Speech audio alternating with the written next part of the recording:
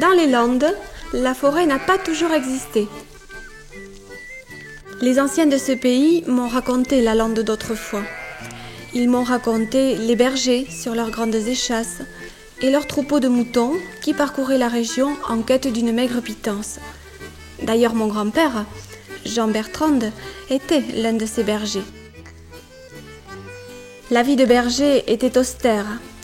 Avec la Lande rase pour seul horizon, il recherchait la compagnie souvent éphémère des autres bergers. L'omelette de Pâques donnait l'occasion de se réunir. Le moulotte de Pascus, comme on dit chez nous, était composé d'œufs de courlis, un oiseau migrateur qui faisait son nid sur la lande.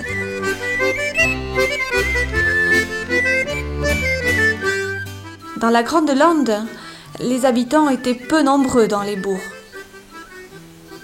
C'est dans les quartiers que se regroupaient les familles vivant d'agriculture, d'élevage et de l'exploitation des pins.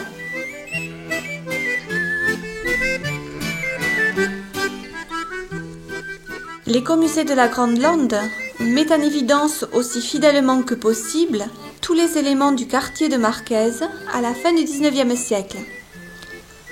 Située sur la commune de Sabre, Marquèze retrace les grands moments de la vie à cette époque.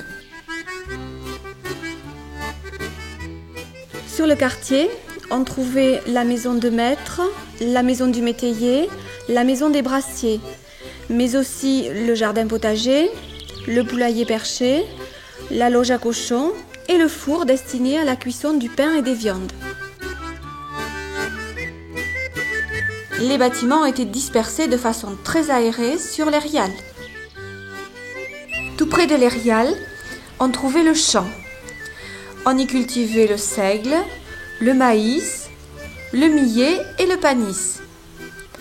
On élevait le mouton pour son fumier, le porc et la volaille pour la viande.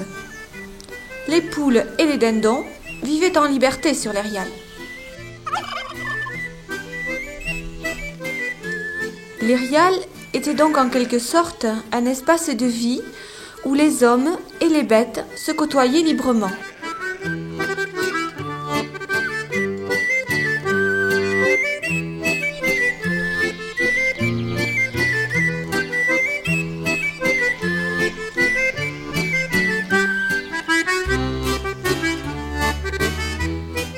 Pendant longtemps, les Landes ont eu la réputation d'être un territoire difficile à traverser, et ce n'est qu'avec l'apparition du chemin de fer que le pays s'ouvre réellement.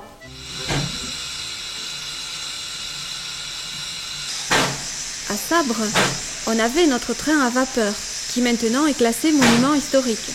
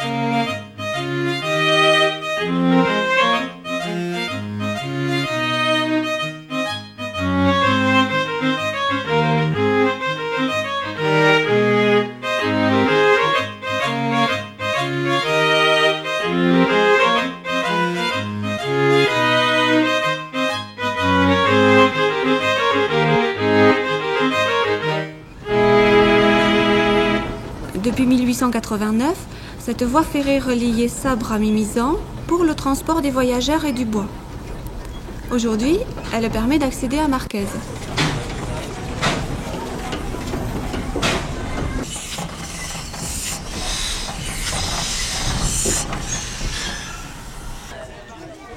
Les visiteurs partiront seuls ou accompagnés d'un guide à travers cet authentique quartier qu'est Marquez. Pour eux, sera évoquée la vie dans la Grande Lande au siècle dernier, tout au long d'animations basées sur le cycle des saisons. Au printemps, la première manifestation sera la fête de la Maillade. Au mois de mai, mois du renouveau de la nature, fleuriront de curieux arbres.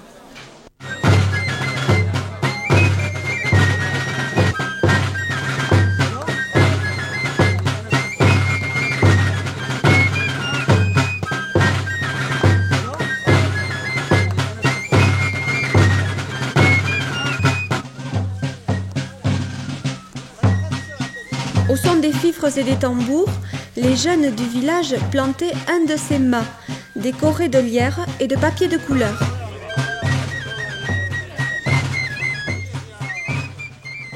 Dans la nuit du 30 avril au 1er mai, on se retrouvait en secret pour décorer un pin.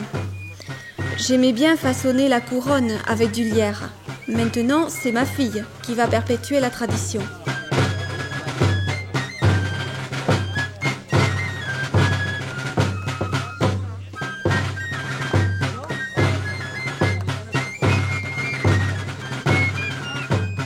Là, je sais, et une autre là, Fleur, parce que toi, t'as foutu des bleus. Moi, je la mets là, et l'autre là.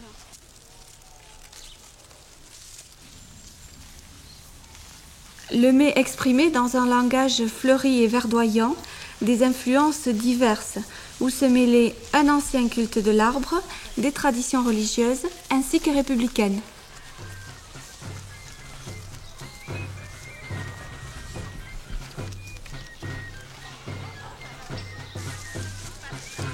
On mettra le panneau là, tu mets la tienne ici, d'accord? Ça cachera le bois.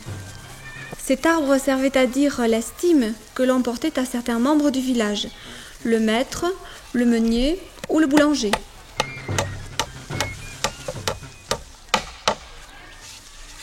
Pour finir, on fixait le panonceau de l'heureux destinataire.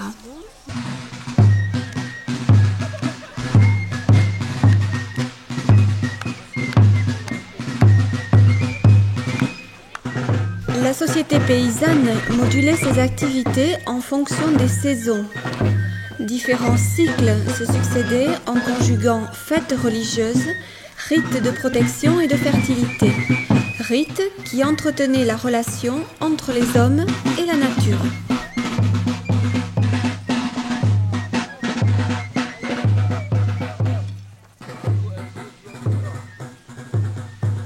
Tous les 6 ans, le mai était destiné aux élus municipaux et chaque année à toute personne que l'on voulait honorer. En réponse à cet hommage, il leur en coûtait de régaler toute cette joyeuse compagnie.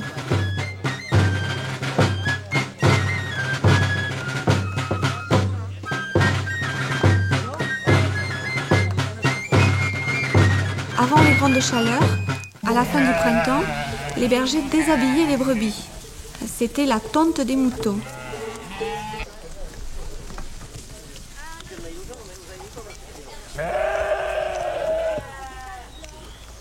Dans notre pays, le mouton n'était pas élevé pour lui-même, mais pour son fumier qui permettait de cultiver les champs. Cependant, sa laine était vendue à des négociants et rapportait un peu d'argent frais.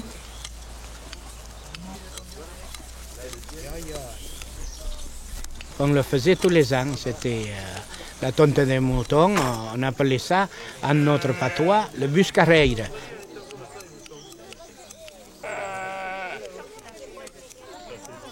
Ça pouvait durer 2 journées des fois on le faisait dans une journée.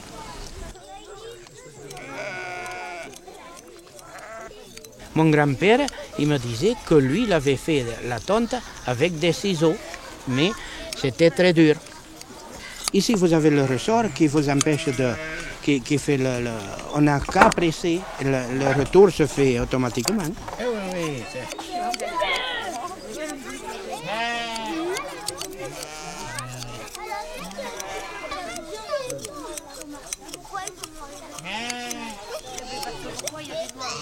La qualité de la laine,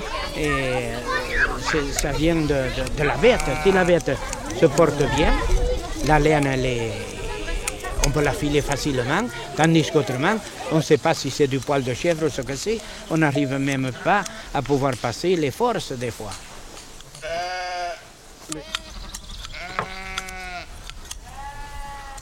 Et ils vendaient cette laine, il y en avait qui en achetaient pour faire des matelas et pour faire beaucoup de choses, mais après, elle partait dans les filatures à laine. Et si maintenant elle ne se vend pas, autrefois elle se vendait.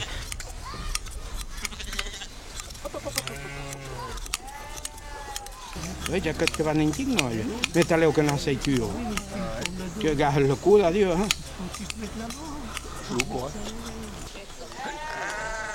Mon grand-père était berger, je meurs, tout. Et j'ai appris comme ça.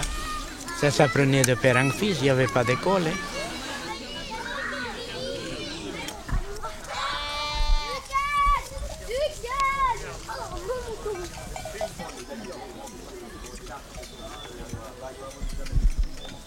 Quand on avait fini un troupeau de brebis, la joie de ces bergers, c'était de les faire sauter, on appelait. Avec des cordes où tu faisais avec de la paille, une longue corde quoi, de paille. Et tu faisais remuer en sorte, elles te faisaient rester sourds, de leur plaisir. Ça donnait lieu toujours à des petites fêtes familiales quand c'était fini.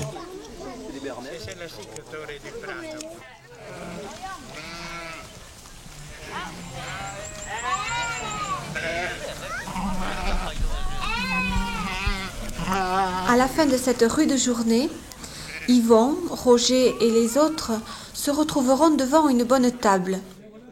Ça fait plaisir de se retrouver, tout ça. Vous voyez, c'est un peu comme autrefois nos ancêtres quand ils faisaient un peu une petite fête à l'occasion de cette tonte. Le vieux est resté Vous connaissez plus les Darasans? Merci. Les bergers, c'était des messagers de la tradition orale. C'était des conteurs et c'était des musiciens. Ils aimaient chanter et jouer de la vielle ou de l'accordéon. Promettez le clave du crof et d'où petite cabine petite cabine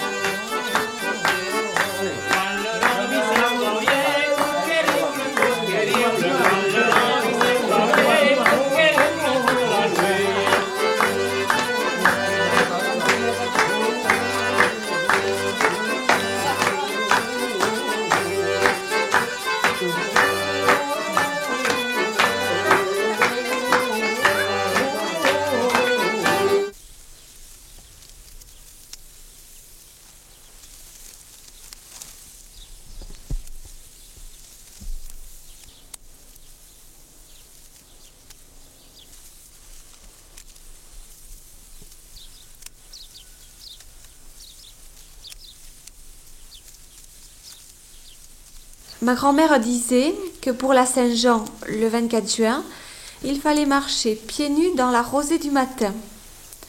On cueillait alors des plantes comme l'aquilée millefeuille, le fenouil et quelques fleurs pour fabriquer les croix.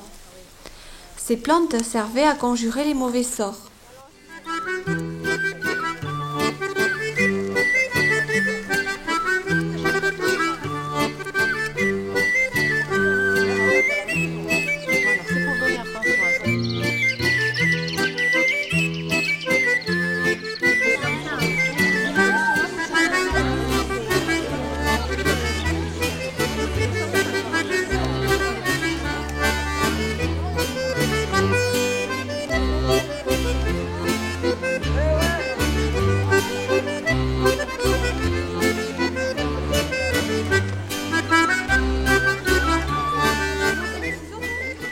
se sentait impuissant devant les caprices de la nature. Alors pour se rassurer, on piquait dans ses croix des épis de seigle pour protéger les champs jusqu'au jour de la moisson.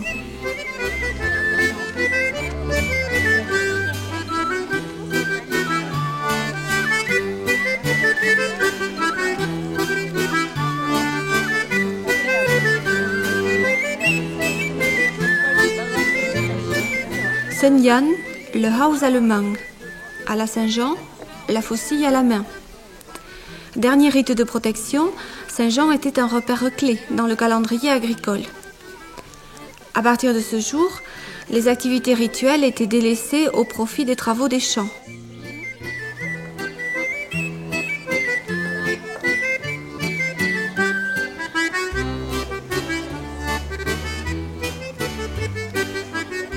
Ces croix étaient accrochées au-dessus des portes des maisons, des bergeries et des étables.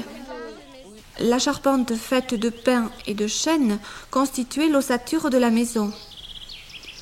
Elle reposait sur des poteaux porteurs et se dispensait de fondations. On comblait cette charpente de torchis pour façonner les murs.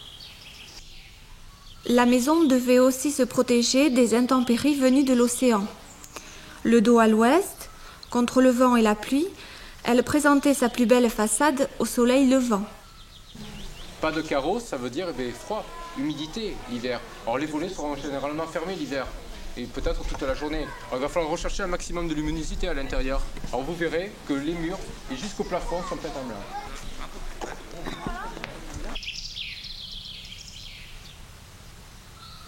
Les autres bâtiments venaient compléter la métairie. Le métayer partageait avec le propriétaire les récoltes du champ. Le tour de force était de pratiquer l'association de 2 céréales sur une même parcelle au sol très pauvre.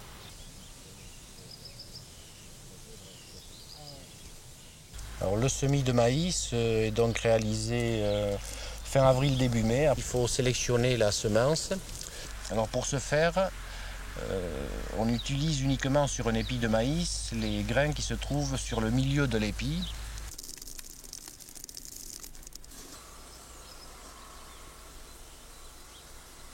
Alors, la culture du maïs calite, c'est-à-dire cultivé en association avec le seigle, donc dans le sillon. Cette technique de semaille en utilisant le sarc contribue évidemment à faire un semis très clairsemé de la céréale secondaire, puisque le maïs est déposé tous les pas environ dans le sillon, ce qui fait une distance de 40 cm entre chaque pied. Mais ce qu'il faut bien voir, c'est que sur une même parcelle, par ce système des cultures associées, en fait, on faisait 2 récoltes sur une même parcelle. La récolte du seigle et la récolte donc de maïs ou de millet ou de panis. Et à une période plus récente, la technique des semailles a quelque peu évolué avec l'utilisation de la canne à semer. Il s'agit d'un outil qui a été mis au point par un habitant de Sabre, M. Claudine, ce qui permettait un gain de temps lors des semailles, et notamment pour semer dans le maïs dans le creux du sillon, entre les rangs de seigle.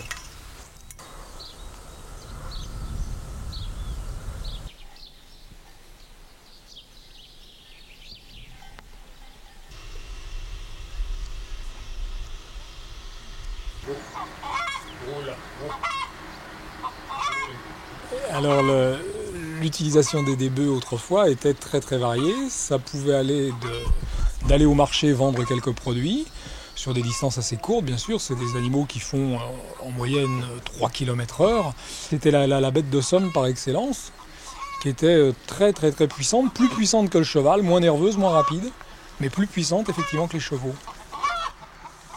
L'essentiel c'est que son blanc de cuir soit parfaitement tendu. Entre le front du bœuf et les courroies de cuir, on trouve le tester. Donc le tester, effectivement, il était décoré comme plein d'autres choses. Et il avait une utilité, oui, de mieux répartir la pression des sangles, de diminuer la pression sur le front du bœuf, en augmentant la surface. Allez les gars, allez, mulet, allez mulet, allez les gars, allez mulet, allez. Mulet, allez mulet. Et leur nom, c'est l'essentiel du dressage. Lorsqu'on appelle l'un, il accélère le pas, au détriment de l'autre qui donc ralentit. Et ainsi, on tourne autour de celui qui va moins vite. Ce sont de grosses bêtes, plus peureuses encore qu'elles ne sont grosses, placides, généreuses, très très douces. C'est un bonheur de calme et de tranquillité. Ça rassure à un point qu'on ne peut pas savoir.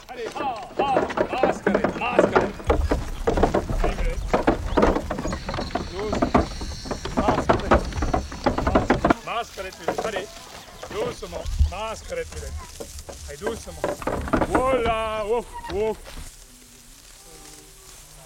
Par le soir qui sonnera sur ma terre, le rampillon viendra chanter encore.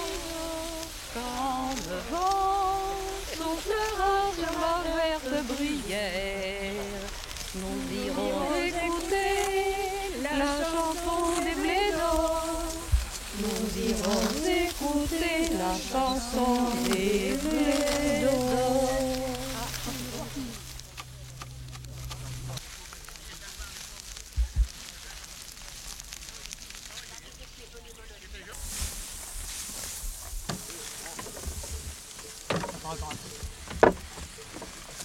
Voilà, ouf, ouf.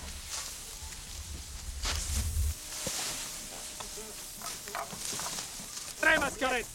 Mulette, arrête, mascarette. Avec l'été, commençaient les moissons. Dans la Grande Lande, les surfaces cultivées étaient réduites à 3 ou 5 hectares par exploitation. Le rendement d'un hectare de seigle nourrissait 2 personnes au siècle dernier. Le pain était alors l'aliment de base.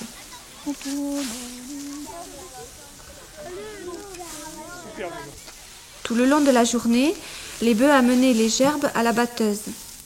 Celle-ci était actionnée par une machine à vapeur. Tout le matin, on mettait en chauffe la locomobile.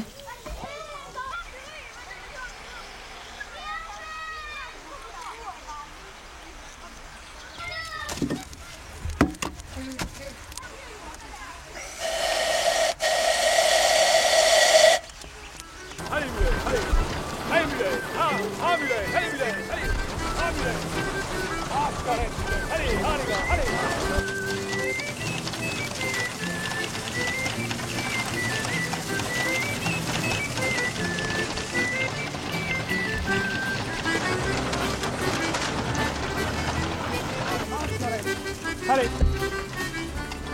Voilà, ouf, ouf. Voilà.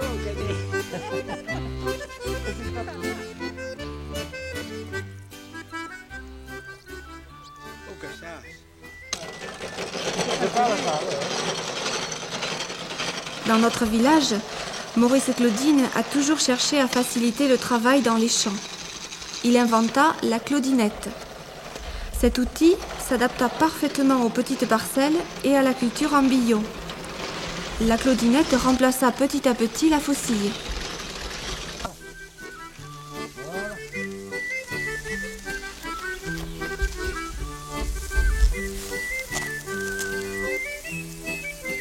Là, et alors là, ce coup-là.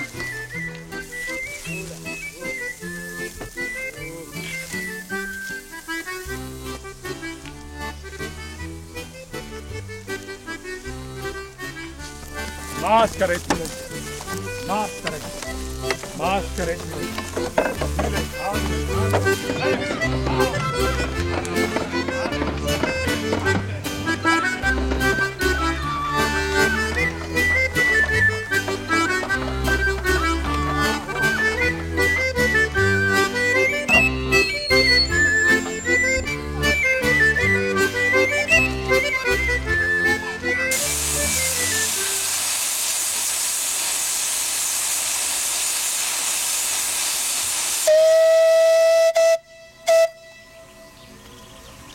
La batteuse était reliée par une longue courroie au volant de la locomobile. La saison venue, les 2 véhicules se déplaçaient de quartier en quartier et à chaque fois, les voisins venaient prêter main forte.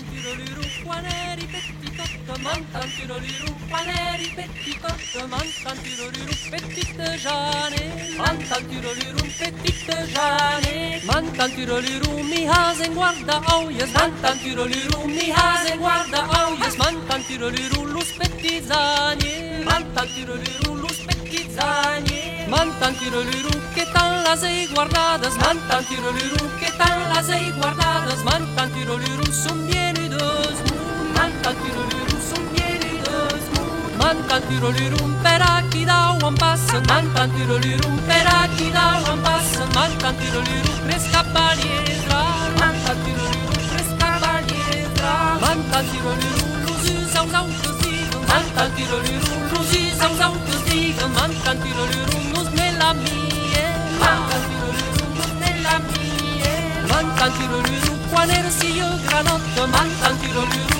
quan era si io granotte, mantantiroliru, nos la maride, mantantiroliru, nos la maride, mantantiroliru, la baillera ma Guillaume, mantantiroliru, la baillera ma Guillaume, mantantiroliru, lei un bravo d'ars, mantantiroliru, lei un bravo d'ars.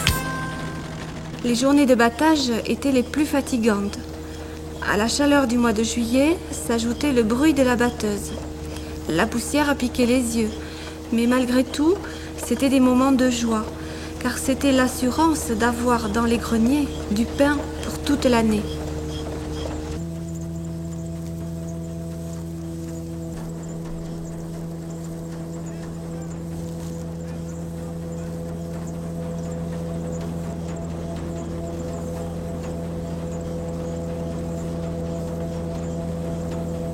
Une fois moissonné puis battu, rien de ce précieux seigle n'était perdu. La paille servait à faire les torchis, des chapeaux, des paniers, les coiffes sur les ruches et le chaume des toits.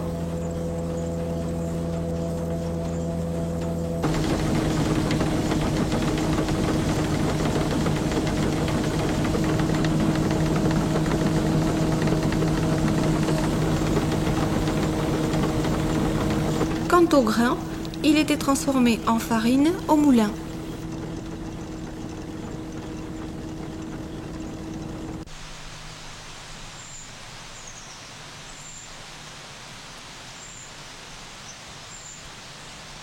Non loin du quartier, la rivière permettait d'actionner les meules du moulin. Celui-ci était construit sur un canal de dérivation afin d'être protégé des crues éventuelles.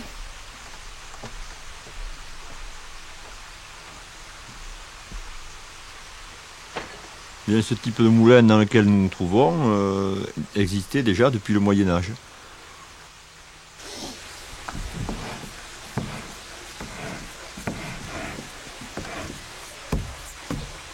Le levier permet de commander les vannes qui libèrent l'eau pour mettre le moulin en action.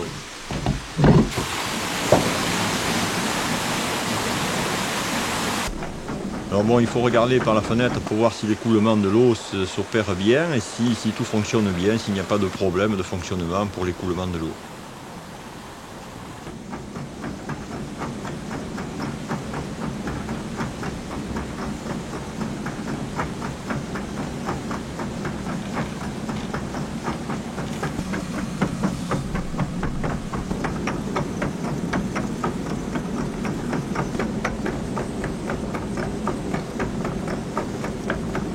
Meunier, tu dors, ton moulin va trop vite.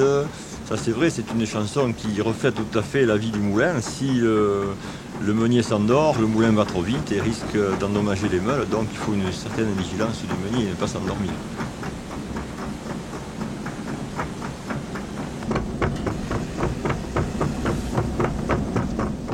Les qualités d'un meunier, eh bien, c'était surtout le fait d'avoir d'abord l'oreille musicale pour connaître la vitesse de rotation de ses meules, d'avoir une sensibilité au niveau des mains également pour le toucher de la qualité de la mouture ou de la farine et également l'odorat pour sentir la bonne odeur de sa farine.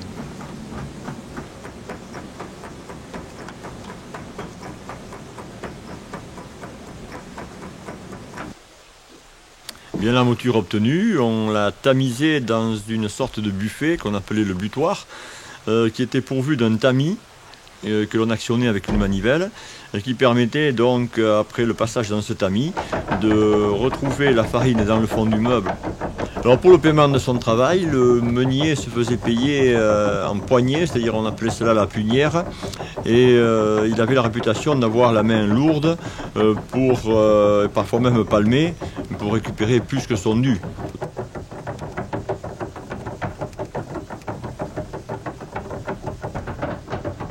Et les gens venaient en général une fois par mois au moulin pour faire moudre leurs grains, puisque le pain se faisait à l'époque à peu près une fois par semaine, une fois tous les 8 jours. Et ce qui fait, comme la farine se conservait mal à cette époque-là pour des raisons d'humidité, il valait mieux conserver le grain au sec pour avoir toujours une farine de bonne qualité pour faire du bon pain.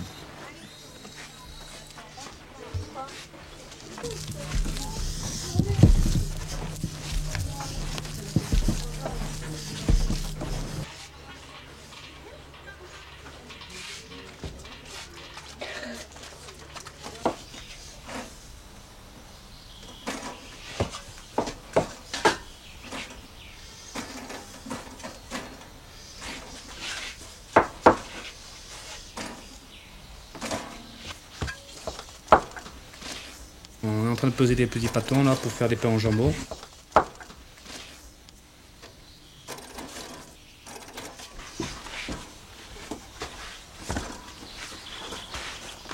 Alors ce pain au jambon on le faisait autrefois pour les hommes qui sont allés dans les bois ou dans les champs. On met une tranche de bayonne avec de la pâte à pain et on le fait cuire dans le four.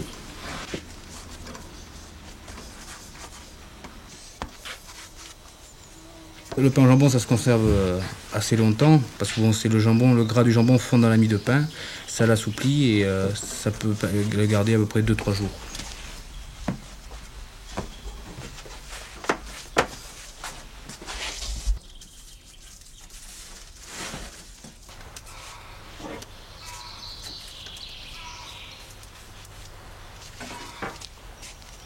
Autrefois, sur les rials, il y avait à peu près un four par métairie et ils faisaient chacun leur tour, venaient faire sa fabrication de pain.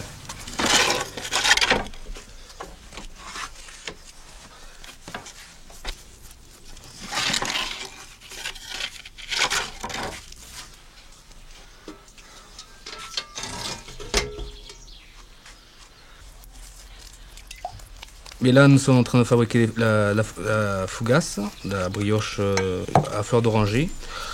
On met de l'œuf et du sucre par-dessus et on met au four. Autrefois, la consommation du pain de seigle, on mangeait à peu près par jour ou par personne entre 1 kg et 1,5 kg. C'était une grosse quantité, il n'y avait que ça, c'était l'élément de base.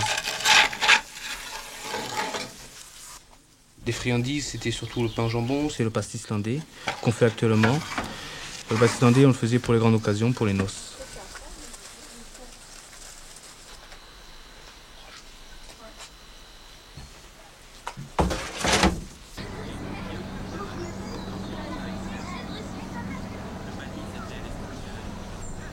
Aujourd'hui, à Marquez, les enfants peuvent revivre le parcours du millet, du champ à l'assiette.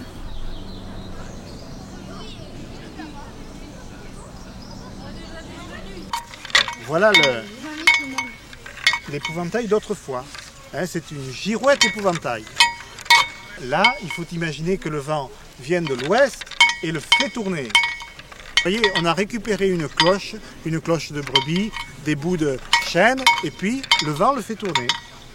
Alors, il y a 2 céréales, le panis et le millet, et ces céréales, on les distingue parce que l'une a un port, on dit en queue de cheval, des panicules, tandis que l'autre a des épis.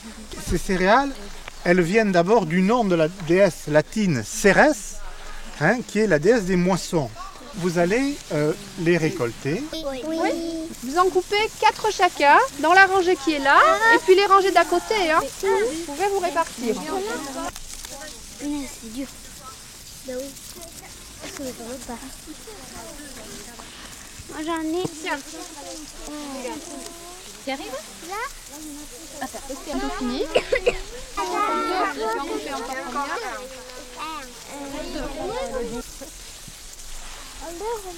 Alors une fois qu'on avait coupé les épis, ensuite il fallait les faire sécher dans le champ en les mettant en tas. Et on les amenait dans un autre endroit pour les battre, faire un gros tas. Voilà la grande maison blanche là-bas. En fait les gens qui venaient couper les épis dans ce champ, c'était les gens qui habitaient dans cette grande maison. Il y avait toute une famille qui vivait là.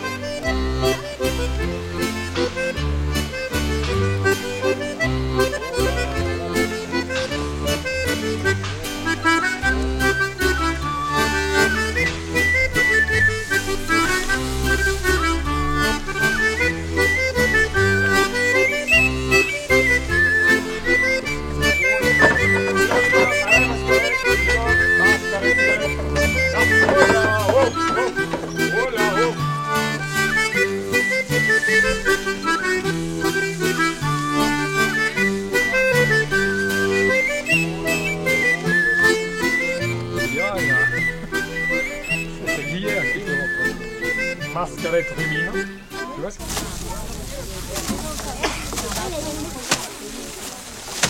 Ça me fait trop vite.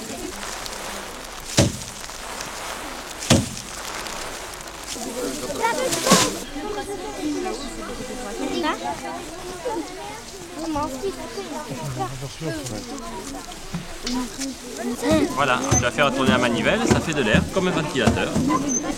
Et toutes les cochonneries vont partir vers l'arrière, comme avec un ventilateur.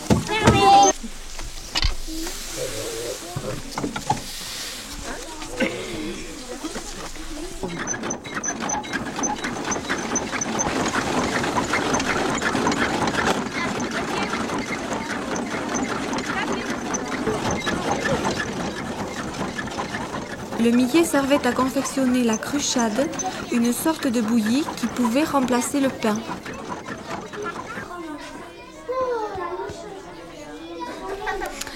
On va mettre un chaudron à chauffer dans la cheminée et lorsque l'eau sera un petit peu chaude, on va commencer à verser la farine en pluie et on tournera tout le temps jusqu'à ce que la farine soit cuite.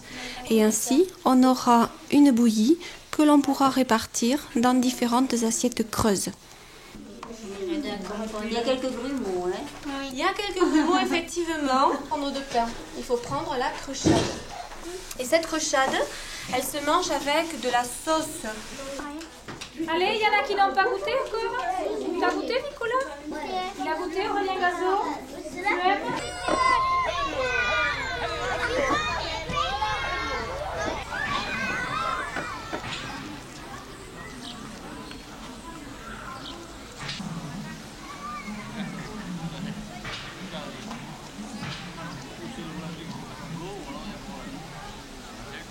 Dans l'économie du quartier, associée à l'élevage et à l'agriculture, venait s'ajouter le gémage.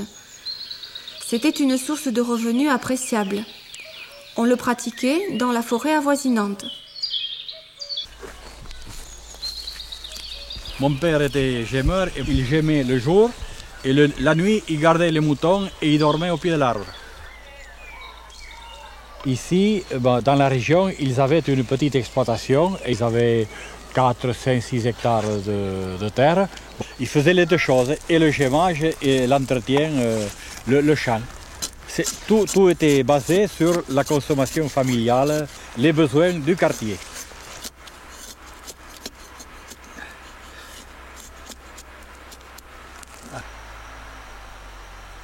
Il y a eu des années où la résine a été très chère, surtout après la guerre de 14. C'est là où les gémeurs, avaient ramassé quelques louis d'or.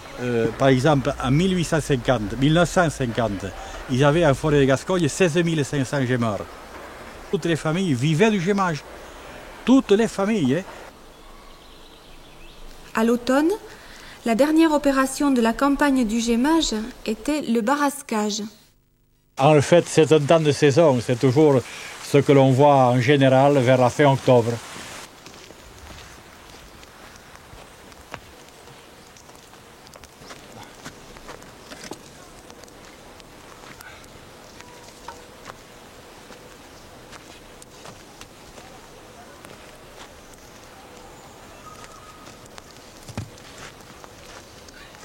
Voilà l'outil qui s'appelle le barreskit, qui sert à gratter la résine. Et là, sous mes pieds, c'est ce qu'on appelle en gascon l'upayat, qui sert à ramasser la résine. Là, je fais le barrascage, qui sert à gratter la résine qui a séché sur la carre. Et il faut que la carre soit propre pour l'année prochaine.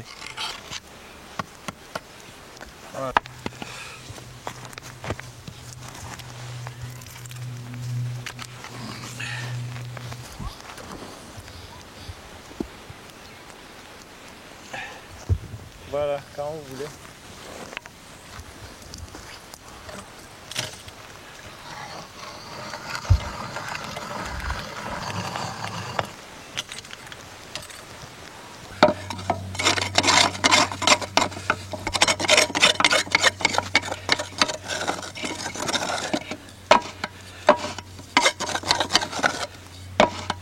Voilà.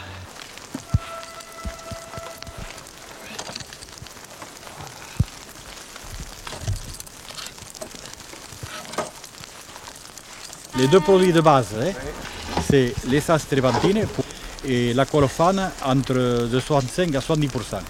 La colophane sert surtout pour au moins 80% de son poids pour faire la colle de papeterie. Puis ensuite, il y a d'autres besoins comme l'industrie du caoutchouc, les nœuds de voiture, les nœuds de camion, tout un tas de produits, et entre autres le chewing-gum, les bonbons créma sont faits avec un peu de colophane. Avec l'automne s'ouvrait aussi un nouveau cycle agricole, les semailles et les labours.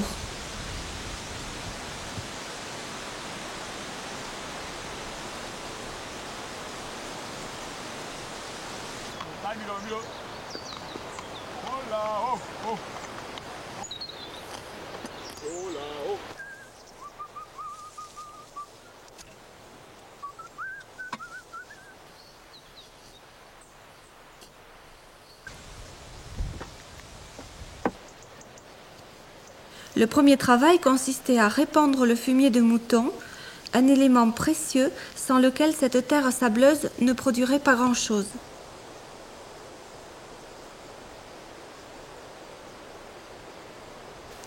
Ici, on semait d'abord, on labourait ensuite.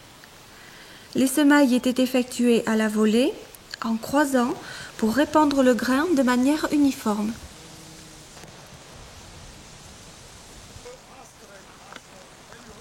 L'arère à deux versoirs relevait la terre et les grains en deux billons.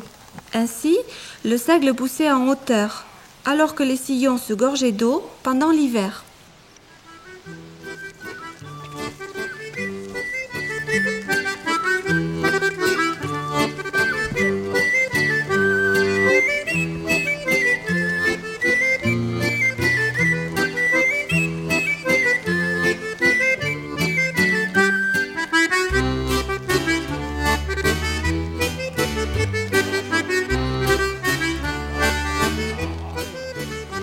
Ce somme une personne française, l'oublat que cela pour espèce.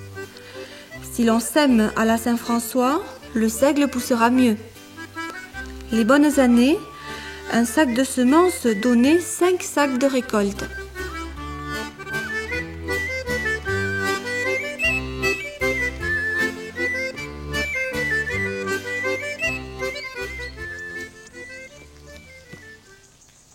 L'hiver n'était pas une période de repos. Le travail des femmes s'effectuait aussi à l'intérieur de la maison.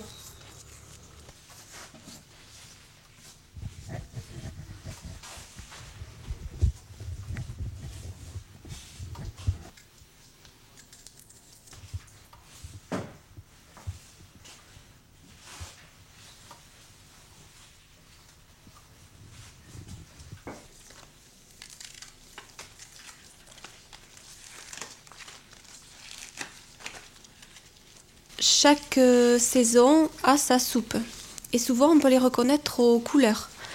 Les soupes d'hiver seront davantage blanches, à base de poireaux et de pommes de terre et de haricots secs.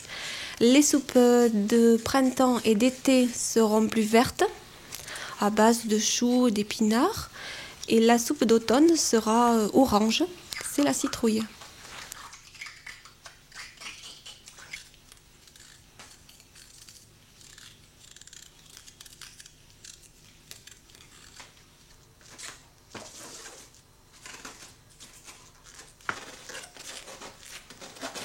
Bon, sur chacune des exploitations, pour l'autosubsistance de chacune des familles, tout le monde avait un ou plusieurs jardins potagers.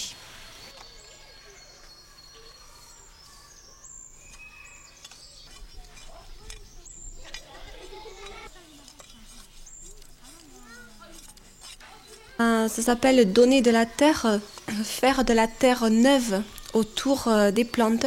Ça leur permet de développer leurs racines, donc de pousser beaucoup mieux.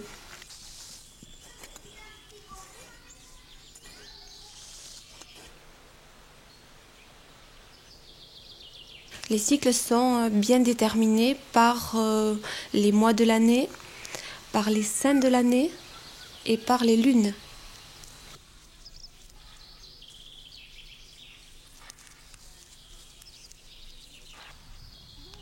En principe, ce qui se récolte au-dessus de la terre doit être semé en lune montante.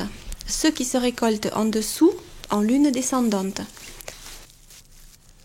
Loup qui lui ouïe que pegueille, celui qui tient compte de la lune est à moitié fou. C'est une façon pour les gens qui ne tiennent pas compte de la lune de se moquer des autres.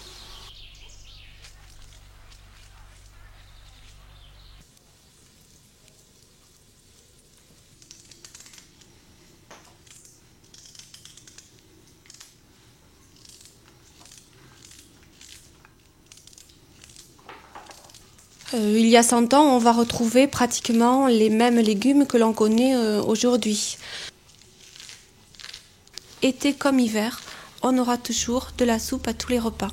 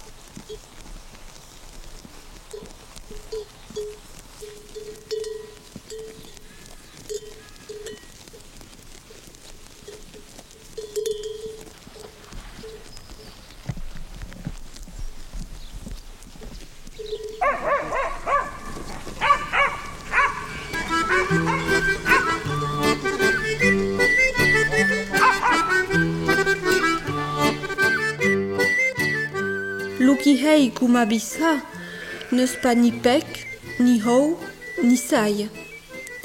Ici, le temps qui passe n'est pas linéaire, mais rythmé par les saisons, par les fêtes et par les travaux.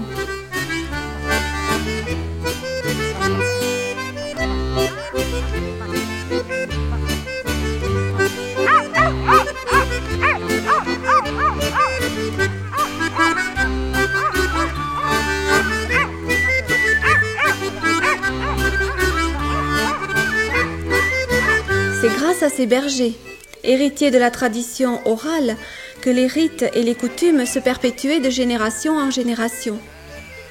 À la différence de la société moderne, notre société paysanne était tributaire des caprices du ciel et de la terre. Ces rythmes et ces rites entretenaient la solidarité des hommes entre eux et celle des hommes avec la nature.